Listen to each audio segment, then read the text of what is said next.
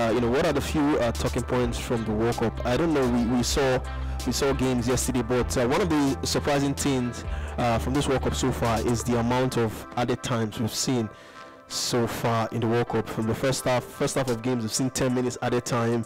Double figures. Second half as well, we've seen 8 minutes, 10 minutes, and the 14 minutes. It's quite a lot. The FIFA refereeing chairman, Pierluigi Collina, have come out to see why this has been the case so far.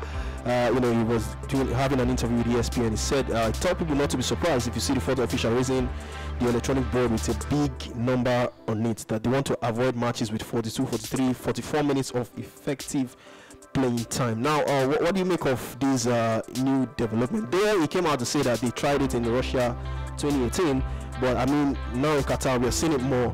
So, do you think it's a good development, or would you have, want the referee to, when the ball goes out of play, pause the game, if ball comes into play, resume the time, stop? Which would you have preferred? Do you prefer this, or would you prefer the other one? That idea of like the NBA of stopwatch would be a little bit complicated, because the NBA is a one country league, right? And manipulation is minimal.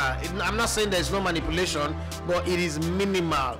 But when you look at football, there's going to come a time where a referee will be officiating one big European or South American team against one African or Asian team, and then he will keep forgetting to press the stopwatch, and then that becomes a problem. Yeah. So I think I like what they've done.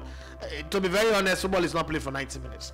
Because sometimes all the time wasting, kick the ball out, all of those things, goal celebration, tactical talk, does really wipe away a lot of time from the game.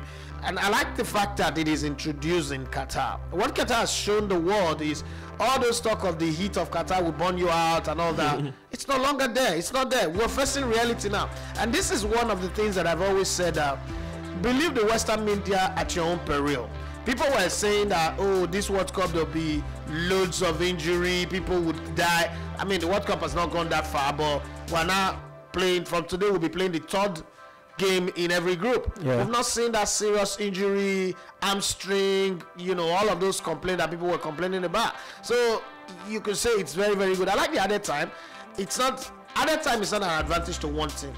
It's equal time. What I can do is also what you can do. So it's about playing the ball on equal terms, and I've not also seen it become a problem. But I think during the knockout stage, that's when we will really feel the impact of this long and extended time. Because when you get to the knockout stage, and let's say for instance you're leading a game 1-0, 90 minutes, and you see 40 minutes of added time, just because of one injury or the other, and then in added time, the team that was losing comes back to either win or draw the game and stretch the game into extra time, or probably just score 2 goals. You will feel a little bit hard done by, and I know that complaint will come, but either ways, we're going to feel comfortable knowing that all the teams were told ahead of time that this is what's going to happen. You're going to plan, and let's not forget that we now have 5 changes in football, so you could always manage the shortfall that tiredness would bring. But I'm enjoying the World Cup. Every game that I see, I've enjoyed it. Africans have not gone to fall down.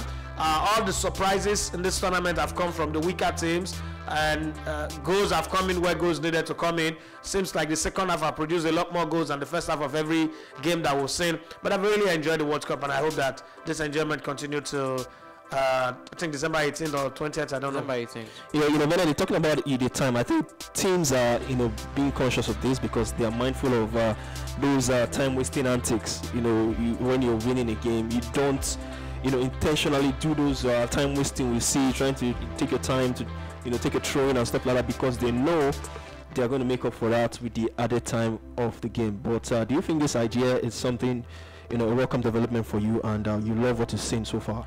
Has there been any time when any change was not advantageous to a certain group of people? That's not possible. There's every change is always going to be advantageous to some people, and in football, time is can also be of advantage if you are the one leading the game, you're the one holding more of the ball possession, and things like that. But of course, what the FIFA is all about is fair play, and if they're going to ensure that the timing is going to be equal up to the 90 minutes, and plus what they should be playing regularly, then there's nothing anyone can really say against that. That's really accurate there from FIFA, because if they're going to play assuming okay, let's say 78 minutes of football with 90 due to the time wastage, and it comes out, the team on the negative end are not going to be happy about it, so they're just trying to make up for it on every angle. And if you, like he earlier said, that if you're winning a game and you see that amount of time and then the opposition team comes through, that's no one's fault, definitely there. That's just you that slacked up, and the time was not just your best friend at that moment. So nothing against the time there from FIFA.